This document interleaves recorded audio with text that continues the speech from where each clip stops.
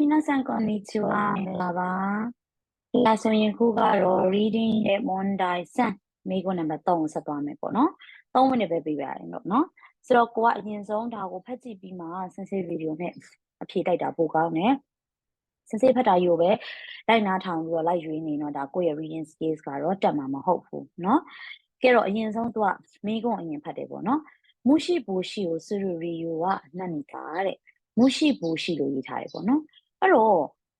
့ကိုရီးယားမရှိဘူရှိဆိုတာကို N3 မှာမဟုတ်ပါဘူးဘယ်မှာမှမပါဘူးမကြက်ဘူးပေါ့ပြောချင်တာနော်ဒီမရှိဘူရှိဆိုတဲ့စကားလုံးကိုစမ်းစစ်လို့မကြက်ခဲ့ဘူးဆိုတော့ဒါပြင်ပဘုဟုတ္တစာအုပ်ကြီးဖြစ်စာလုံးဖြစ်နေတာပေါ့နော်ဆိုတော့ဒါကြီးကိုကစာမွမ်းမှာစဉ်းစားပြီးတော့ဒါကြီးကဘာအဓိပ္ပာယ်ကြီးလဲငါမသိဘူးဆိုပြီးတော့စမ်းစစ်လို့တွေ့ဝေမနေနဲ့စဉ်းစားမနေနဲ့ဘာမှပြောကြမလို့ဒီစာပိုက်ထဲမှာဒါမရှိဘူရှိကြောင်းရေးထားမှာသိကြသွားပြီ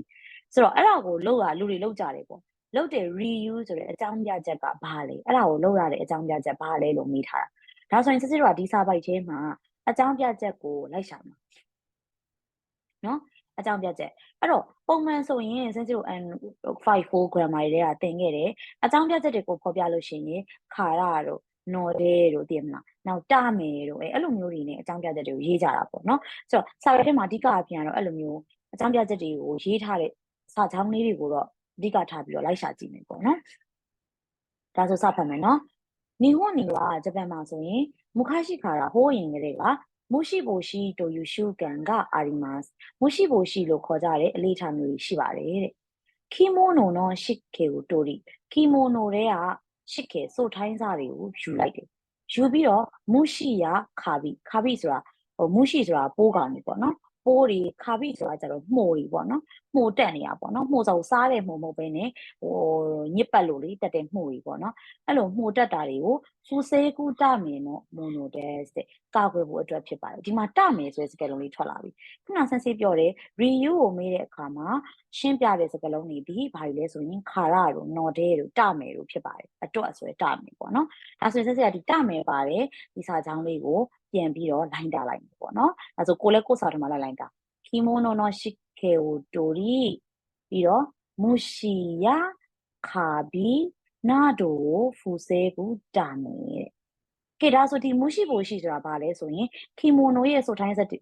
ာတွေကိုထုတ်ယူလိုက်တယ်စိုထိုင်းစာတွေကိုယူသွားတယ်ပေါ့မှန်တော့ကီမိုနိုကလေအကြာကြီးတင်ထားရင်ကွာဆိုစစ်ဖြစ်နေတာပေါ့နော်နေအောင်မကြရတဲ့အတွက်ကြောင့်မလို့အဲ့တော့ကီမိုနိုမှာစိုထိုင်းစာတွေကိုဖယ်ရှားလိုက်တယ်ဆိုတဲ့အဓိပ္ပာယ်ပဲဖယ်ရှားလိုက်ပြီးတော့ဒီပိုးကောင်နေမှုတွေကိုကာကွယ်ဖို့အတွက်မရှိဘူရှိကိုလုပ်ရတာတဲ့နော်ဒါဆိုရင်မရှိဘူရှိဆိုတာတကယ်တော့ကီမိုနိုမှာပဲလုပ်တာကီမိုနိုတွေကိုအကြာကြီးမဝတ်တော့တင်ထားတဲ့အခါမှာဗီဒီယိုထဲမှာအဲ့လိုမှုတက်ဒါမှမဟုတ်လေပိုးစားနေတာပေါ့နော်အဲ့လိုဟာတွေကိုကာကွယ်တာမရှိဘူးရှိလို့ခေါ်တာဆိုအမှန်တော့ကီမိုနိုကိုနေထုတ်လှမ်းတဲ့သဘောမျိုးလားတော့မသိပါဘူးเนาะဒီဆိုတိုင်းစားတွေကိုထုတ်ယူတယ်ဆိုတော့လေเนาะဟုတ်ပြီဒါဆိုရင်ဆက်ပြောတယ်ဆွေယူကအိုဝါတာရှိရှိကဆိုတဲ့ကျွန်တော်ကမိုးရာသီပေါ့ဆွေယူဆိုတာเนาะမိုးရာသီကုန်သွားတဲ့9လပိုင်းရေကျွန်းဆိုတော့လကုံပိုင်းပေါ့เนาะ9လပိုင်းလကုံပိုင်းကနေစပြီးတော့ဟာချီကဆိုဂျော်ဂျွန်နီ10လပိုင်းအစပေါ့နော်ဒီ8လပိုင်းဒီအစပိုင်းလောက်မှာအခုနောက်လောက်ကြတယ်အခုတော့အိုးကြီးတယ်ဆိုလောက်ကြတာများပါတယ်နော်ဆိုရの間に着物が湿気を含んでしまうからですထပ်တွေ့ကြပြီခါလာဒါဆိုရင်ဆိုရの間にမိုးရာသီအတော်အတွင်းမှာကီမိုနိုတွေကရှစ်ကီကိုဖူခွန်တဲ့ရှင်အောင်ခါရတဲ့ကီမိုနိုတွေကစိုထိုင်းစာတွေဖြစ်သွားတော့ကြောင့်ဖြစ်ပါတယ်ဖူခွန်တဲ့ဆိုတာဖူခုမှုပါဝင်နေဆိုတဲ့ပဲစိုထိုင်းစာတွေပါဝင်သွားရဲဆိုတာစိုထိုင်းသွားတော့ကြောင့်ဖြစ်ပါတယ်အဲ့တော့ဒီမှာတင်လေအဖြေကတကယ်တမ်းထွက်နေပြီမရှိဖို့ရှိဆိုတာဘာလို့တာလဲဆိုရင်ကီမိုနိုပဲလောက်တာကီမိုနိုဒီမှာလည်းအပေါ်မှာလည်း line တာထားတယ်ဒီမှာကီမိုနိုအောက်မှာလည်းကီမိုနိုတွေကိုဘာလို့တာလဲဆိုရင်ကီမိုနိုတွေကစိုထိုင်းစာတွေကိုထုတ်ယူတာဟုတ်ပြီနော်အကောင်နေဒီပိုးကောင်နေပြီးတော့မှုတက်တာတွေကိုကာကွယ်ဖို့မရှိဘူးရှိကိုလောက်ရတာပြီးတော့မိုးရာသီအတွင်းမှာကီမိုနိုကအဲ့လိုရှစ်ခဲဆိုတဲ့စိုထိုင်းစာတွေပါသွားတော့ကြောင့်လောက်ရတာဖြစ်ပါတယ်ဒါဆိုကီမိုနိုပဲစိုထိုင်းစာတွေပြန်ထုတ်တာကိုမရှိဘူးရှိလို့ခေါ်တာဟုတ်ပြီနော်ဒါဆိုရင်ဆက်ပြီးတော့ဖတ်မယ်နေစမ်းနှစ်ကြည့်ဟာတဲ့2ရက်3ရက်လောက်နေတာပြီးတော့ခန်းဆိုးစတာဟီကစူစူရီတာတော့6တွေ့တဲ့ရက်တွေစတိုက်ဖြစ်ပြီးတဲ့နောက်မှာမိုးရာသီပေါ့လေမိုးရာသီပြီးတဲ့နောက်မှာဒီ2ရက်3ရက်နေနေတာပြီးတော့6တွေ့တဲ့ရက်တွေစတိုက်ဖြစ်လာပြီဆိုတာနဲ့ဂောဇန်ဂျူဂျီခါလာမနက်ပိုင်း10နာရီကစပြီးတော့gogo sanji godo made ညနေပိုင်း3နာရီလောက်အထိကိုခါစေးကရောက်ကူတိုးလို့ဟဲ့ရတယ်လေ အရန်ကိုတိုးလို့ဆိုတာလေတိုက်တာပေါ့လေဝင်တာပေါ့နော်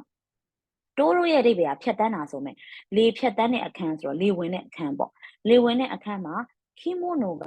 ခါစဲနီအတားလို့ရောနေရှိမှာဒီမှာလဲခီမိုနိုပဲနော်ခီမိုနိုတွေကိုခါစဲနီအတားလို့ဆိုတာလေတလက်အောင်လုပ်တာလေတလက်ခံနေဆိုကွာလေမှာလှမ်းတာပေါ့6သွားအောင်ပေါ့နော်အဲ့တော့လေတလက်ခံလုပ်ပါတယ်တဲ့မာတာတဲ့ပြီးတော့တဲ့ဆိုနိုအိုင်ဒါနေအဲ့ဒီလိုမျိုးခီမိုနိုတွေကိုလှမ်းထားတာမှန်တော့ခီမိုနိုတွေကိုလှမ်းလိုက်တာအဲ့လိုခီမိုနိုတွေကိုလေတလက်ခံအောင်လုပ်ပြီးတဲ့အချိန်မှာအဲ့ဒီအိုင်ဒါနေအဲ့ဒီတော့တွင်းမှာယောဂိုရီတာတိုခိုရိုဝါနိုင်က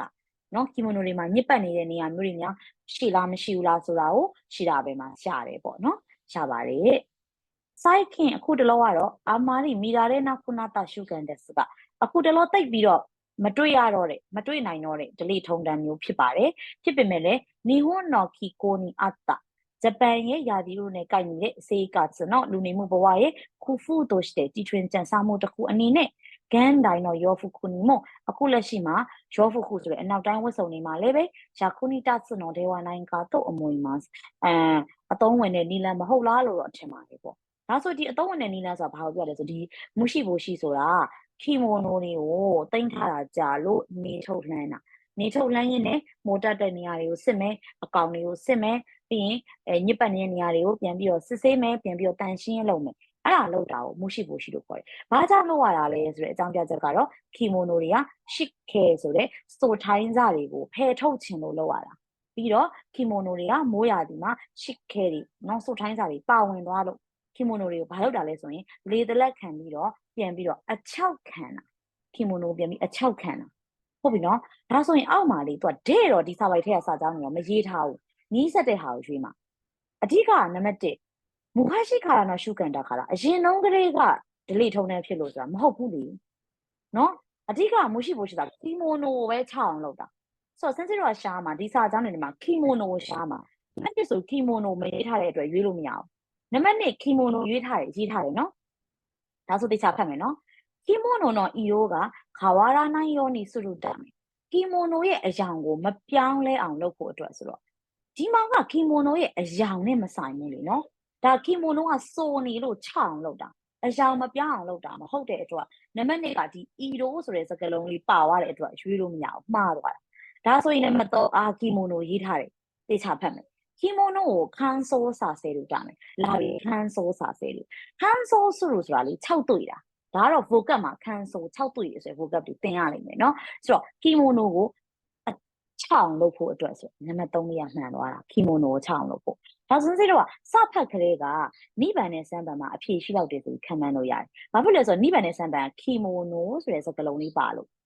ဟုတ်ပြီနော်အချိပန်ဆိုခီမိုနိုမပါဘူးထုံးနေလောက်ရောပန်ဆိုလည်းခီမိုနိုမပါဘူးခါစဲဟိုတိုးတဲ့ဟေးရကိုခန်းဆိုးစာဆဲလို့တာမယ်လေတလက်ခံပြီးတော့အခန်းကို6တွေ့အောင်လုပ်ဖို့အခန်းကို6တွေ့အောင်လုပ်တာမဟုတ်ဘူးလေဒီမှာအခန်းကို6တွေ့တာဆိုတာမှားသွားတာခီမိုနိုကို6တွေ့အောင်လုပ်တာအခန်းကို6အောင်လုပ်တာမဟုတ်ဘူးအဲ့ဒီကြောင့်မို့ဆန်းစီတို့ကနံပါတ်4ကလည်းမှားတယ်ဆိုတော့အမှန်တော့ပါလဲဆိုရင်နံပါတ်3နဲ့ရှိတယ်ခီမိုနိုကို6အောင်လုပ်တာပါဆိုတဲ့အဖြေလေးကနံပါတ်3ကအမှန်ဖြစ်ပါတယ်ဖြေတာဆိုရင်တော့မွန်တိုင်ဆန်နဲ့ဖြေတိုက်တာပြီးတော့ပါပြီနောက်ချက်ဗီဒီယိုမှာမွန်တိုင်ရုံကိုစကြည့်ပေးပါနောက်ဆက်စတာလေးဆာမလေးစတာ